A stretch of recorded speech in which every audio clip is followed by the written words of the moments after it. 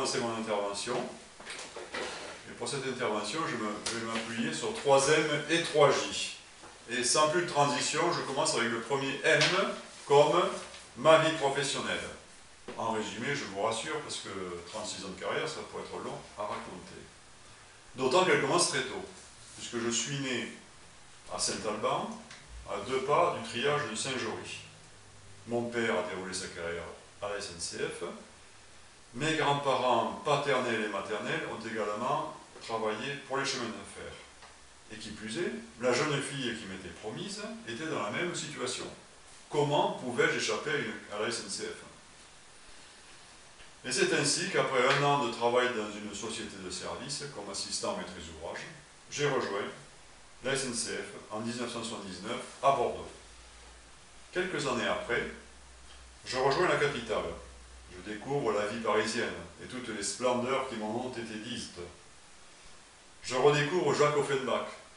C'est une redécouverte car tout jeune, le disque de la Belle Hélène tournait très régulièrement et je connaissais par cœur les airs de cet opéra bouffe et je me souvenais très bien du rythme et du style de Jacques Offenbach que je n'avais pas oublié. Et pour approfondir ma connaissance d'artiste, je suis allé à la découverte de Mozart, puis du symbolisme musical, du symbolisme architectural, et j'ai découvert ainsi le grand axe symbolique de Paris, symbole de la vie, partant à l'est du Louvre. Il commence exactement sur la cour carrée du Louvre, qui est au-dessus du musée du Louvre, là où sont les œuvres égyptiennes, comme pour marquer le début de la vie. Et il se déroule, rectiligne, vers l'ouest, en franchissant le carrousel du Louvre, puis ensuite la place de la Concorde avec l'obélisque, qui marque le midi de la vie. Il continue son chemin vers l'Arc de Triomphe, qui marque la maturité triomphante. Peut-être en suis-je là aujourd'hui. Et il se prolonge gentiment vers la Défense pour arriver jusqu'à la Grande Arche. Et quand on grimpe sur la Grande Arche, on est les pieds sur une terrasse ornée de magnifiques zodiaques. Et de là, on ne voit plus que le ciel. Bref, on est au ciel quoi, quand on est là. Et c'est en suivant ce chemin que j'ai rejoint en 1999 RFF au pied de la Grande Arche. Tour Pascal. Alors, tour Pascal A, tour Pascal B, je ne parierai pas. Pascal A. Ah oui, d'accord, merci Christelle. Tour Pascal A, donc. Et j'avais quitté la SNCF sur des airs d'Offenbach, osant comparer ma situation à celle de Ménélas dans la Belle Hélène, devant quitter son royaume pour répondre à la demande des dieux. Alors il disait ceci: s'il en faut un à la déesse, pourquoi faut-il que ce soit moi? Et si je rajoute là-dessus la musique d'Offenbach, ça donne à peu près ceci, je vais vous le chanter. S'il en faut un à la déesse, pourquoi faut-il que ce soit moi? Les dieux immortels sagesse me réservent un drôle d'emploi. Oui, alors autant Ménélas était parti contre son gré à la demande des dieux, autant moi, j'avoue que j'étais volontaire pour aller à RFF. Mais je suis passé un peu vite sur mon activité à la SNCF. Je vais y revenir avec une vision plus terre à terre. J'ai d'abord œuvré dans le secteur de la maintenance ferroviaire, où le seul avenir était de trouver des solutions pour faire mieux et moins cher. Pour imaginer les choses, il fallait tous les ans se couper une phalange et continuer à travailler avec ses 2 mains et aussi bien. Ainsi, j'ai fréquenté l'atelier du matériel de Bordeaux, qui n'est plus qu'un champ de ruines, comme vous pouvez le voir en prenant le train entre Bordeaux et Toulouse. L'entretien de Tarbes, qui a été fermé depuis, et l'atelier de Paris-Masséna, qui lui est encore en activité. Et j'ai rapidement eu l'opportunité d'aller travailler sur l'avenir du chemin de fer, ce qui pour moi était très motivant.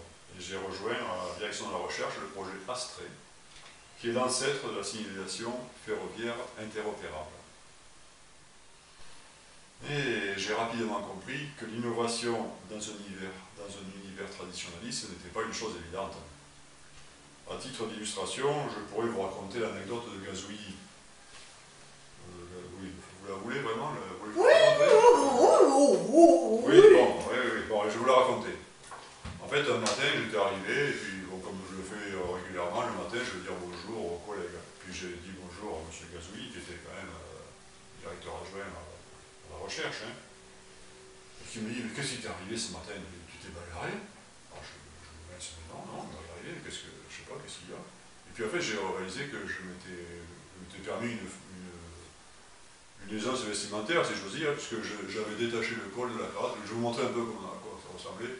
J'avais détaché le col de la chemise et puis j'avais mis la cravate un peu comme ça, là, vous voyez, façon cravate sur col ouvert. Ben voilà, ça avait choqué l'ordre établi. Et je pourrais aussi rappeler que lorsqu'on voulait faire venir un jeune cadre du terrain jusqu'à la direction de la recherche, eh bien celui-ci, effrayé par la perspective de croiser une équation dans les couloirs, il repartait en courant sur le terrain, qui lui offrait une activité beaucoup plus intéressante. Et j'ai poursuivi ma carrière de nombreuses années, jusqu'à aujourd'hui, dans les activités innovantes qui constituent ce que j'appelle la part de rêve du ferroviaire. Celle-là même qui fait vibrer l'imaginaire de toute l'entreprise. Elle présente une perspective tellement lointaine que c'est pas inquiétant pour l'entreprise. Et depuis 1986, j'ai enchaîné successivement Astrée, ERTMS. Remarquez, comme a dit André, que la mise en service commerciale a juste eu lieu le 2 décembre dernier, donc ça fait à peine 28 ans. Ensuite, fort de ces deux projets, je suis parti sur les corridors de fret européens, la LGV Bordeaux-Toulouse et GPSO, et puis la nouvelle traversée des Pyrénées. Donc je suis toujours resté sur l'avenir, sur le futur.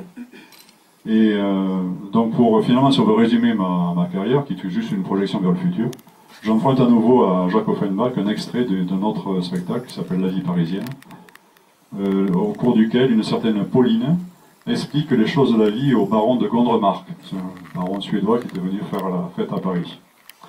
Donc là, je vais vous le chanter directement, je vais pas vous dire. Donc, quand c'est un peu plus dur, peut-être qu'il faudra que je me reprenne. Donc cette vie professionnelle, c'est comme une échelle immense qui commence sur la terre et finit aux cieux. Voilà, pour moi c'est le nuage qui voyage et s'en va vers les pays bleus, et s'en va vers les pays bleus, pays bleus.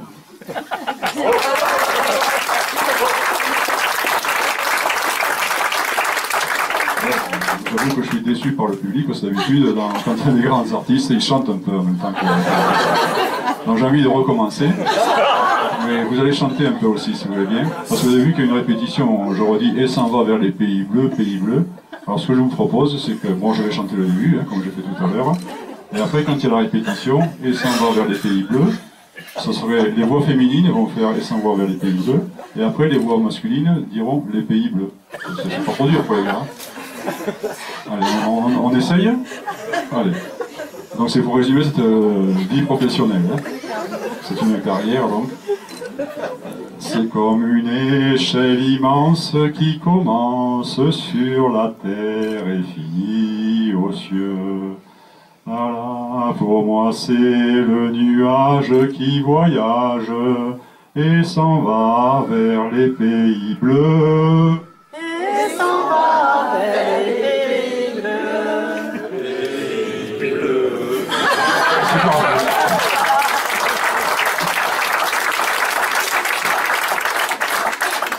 Je ne pensais pas qu'on réussirait du premier coup. C'est très gentil. Donc vous avez compris que les pays bleus, c'est la retraite. Hein. Bien. Et vous avez noté mon intérêt pour la musique, je vois qu'il y a eu des trahisons. Et je voulais vous dire qu'elle occupera une plus grande place dans mon emploi du temps début 2015, et forcément avec les moyens que vous me donnez, ça va être encore plus rapide que ce que je pensais. Parce que je me disais d'abord il faut que je m'équipe en matériel plus performant, mais là j'y vais de franco. Je passe au deuxième M. Comme mandala. Je vous dois une explication à propos du dessin sur lequel j'ai sollicité votre contribution. Je ne sais pas si vous avez fait attention, il y a un dessin vers le fond là-bas, dehors. Et je souhaitais que chacun mette un peu de couleur sur ce mandala. C'est un mandala. D'ailleurs, au passage, je remercie Florence, qui en porte plein autour du cou. Pourtant, je lui avais rien dit. Hein, mais des fois, on ne se parle pas. Mais... Donc, je me suis dit que ce serait une bonne idée d'avoir ça pour l'afficher chez moi. Ce serait au moins aussi bien que d'avoir de jolies cartes avec plein de jolis mots. Là, au moins, je pourrais voir et méditer, m'en imprégner de votre contribution. Bon, on va dire pourquoi un mandala? Parce que c'est simple à faire, non? Vous n'avez pas procurer trop de peine de dessiner, de mettre un peu de couleur. Hein?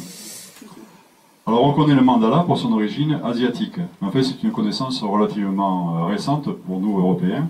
Et j'en veux pour preuve que mon encyclopédie de 1938 ne connaît pas le mot.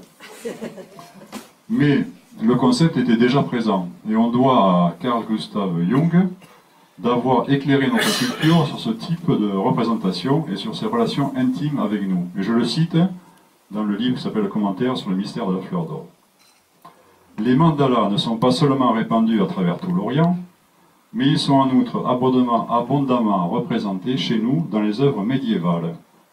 Ce sont en particulier les mandalas chrétiens qu'il faut attribuer au Haut Moyen-Âge.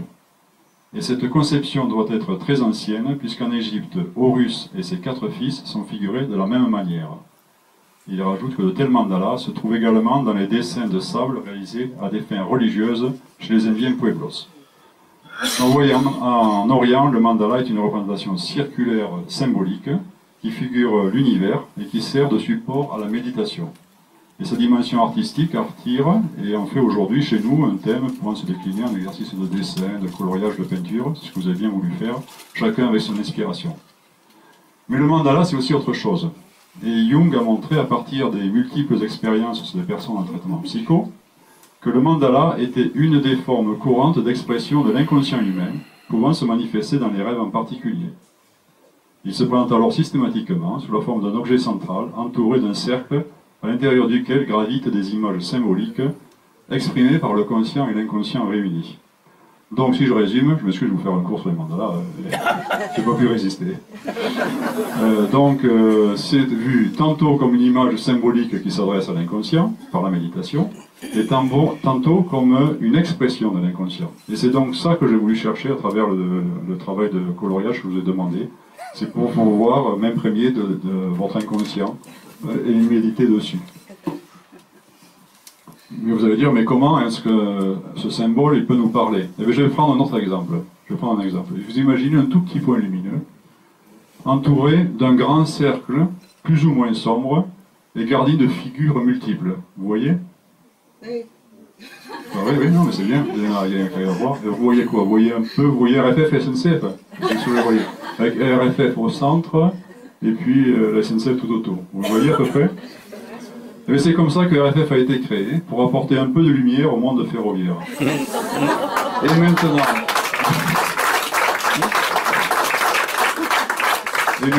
qu'est-ce qui va se passer? On va regrouper le centre et le cercle. Donc, soit la petite lumière va diffuser le cercle, soit le cercle va étouffer la petite lumière. C'est tout. Je n'ai pas la réponse. C'est vous qui avez la réponse. Je vais prendre un autre exemple. Si vous observez la symbolique illustrative d'Excellence 2020, qui ressemble à ça, j'en ai mis des copies dehors là. Il y a 2 mandalas là-dessus. Vous les voyez? Les zéros sont transformés en mandalas. Bon, il y a des gens qui réfléchissent là quand même. Maintenant, si vous voulez essayer de comprendre quelle est la valeur symbolique de ces deux mandalas, je pense qu'il y a beaucoup de travail.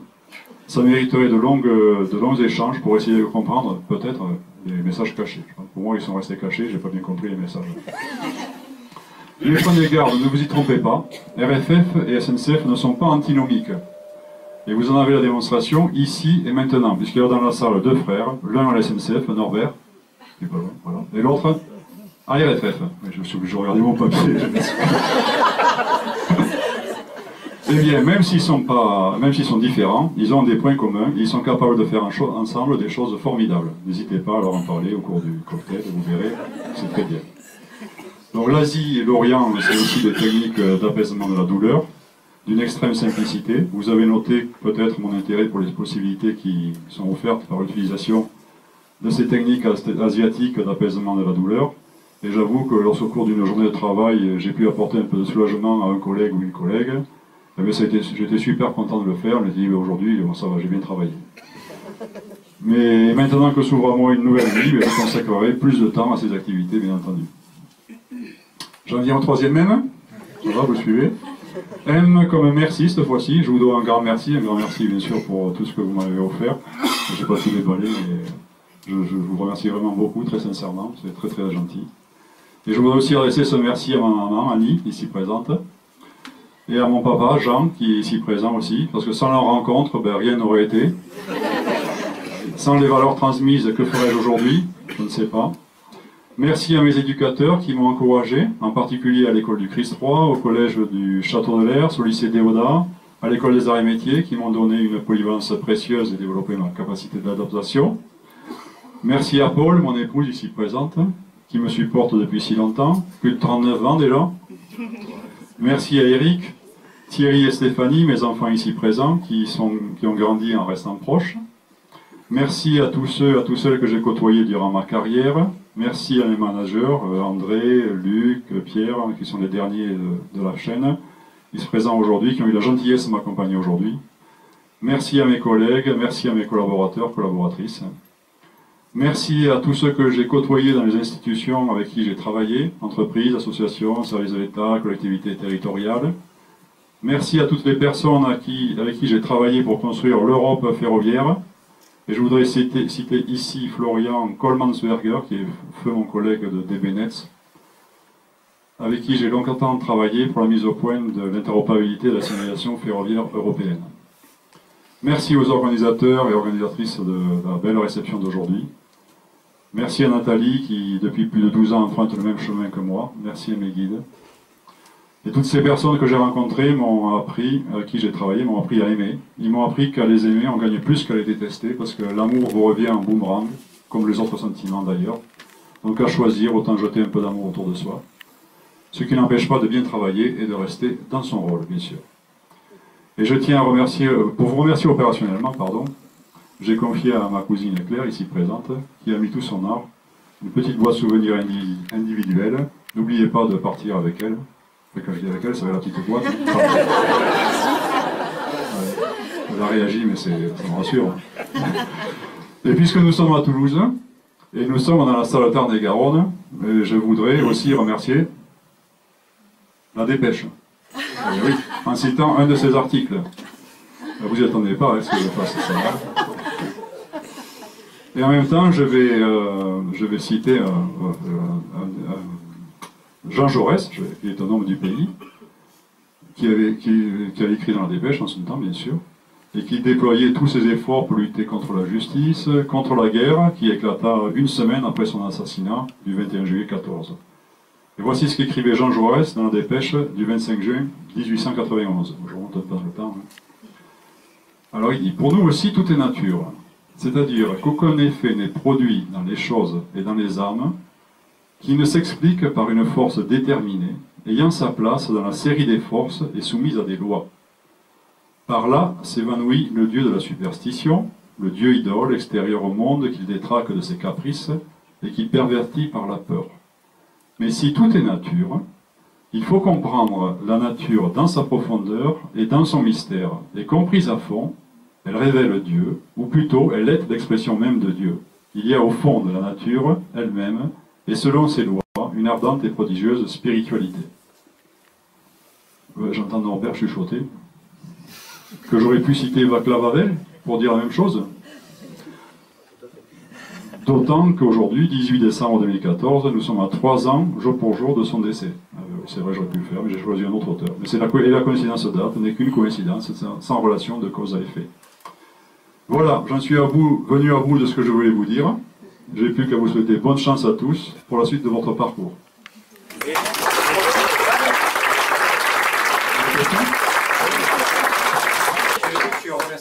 devais faire un discours avec 3M, 3J. Oui. Vous n'avez pas entendu les 3J? Il n'y en a pas un qui a entendu au moins un J sur les 3? Jaurès. Jaurès, oui, bien. Jean Jaurès, oui, oui. Il compte que pour un. Non, il n'y a pas d'autres propositions? Vous n'avez pas... Vous voulez que je vous souffle? Ou je refais tout? Non. Jacques Offenbach, oui, voilà. Et le troisième? Mais c'était Jung.